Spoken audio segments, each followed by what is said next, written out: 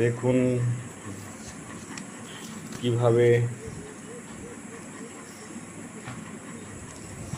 সাপটা ওর খাবার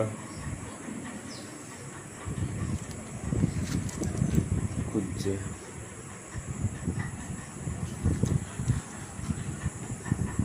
ব্যাঙটা চাইছে আমি কিভাবে পালাবো, আর সাপটা চাইছে কিভাবে আমি খাবো একে। দুজনের বাঁচা মরার লড়াই গাইস। আবার চলে এলাম ছোট্ট একটা ভিডিও নিয়ে। আশা করি সবাই ভালো আছেন, আমিও ভালো আছি। এটার নাম আমরা বলি গোলগোলে সাপ। আপনাদের ওদিকে কি বলে কমেন্টে জানাবেন। আমাদের এদিকে হলে হলে সাপ বলে। এটা নাকি আকাশ থেকে পড়ে, এটা কি সত্যি? সবাই কমেন্ট করে জানান। আর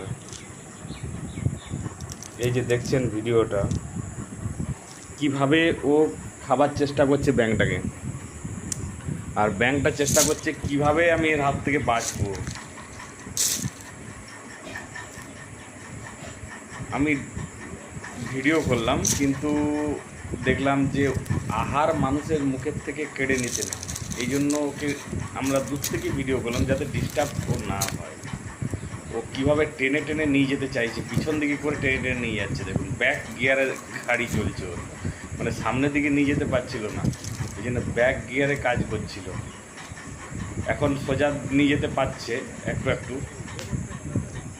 কিন্তু নড়তে পারছি না। পুরো মুখে ব্যাঙটা তো অনেক বড় সাইজের নিয়ে নিয়েছে, আর ওর মুখটা এইটুকু, সাপটার মুখটা এইটুকু, আর ব্যাঙটা এত বড় নিয়েছে, ওর মুখেও ঢুকছে না।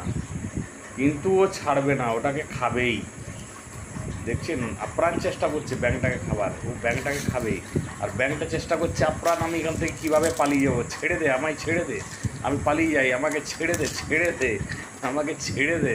আর সাপ বলে কিছুতেই আমি ছাড়বো না তোকে, তোকে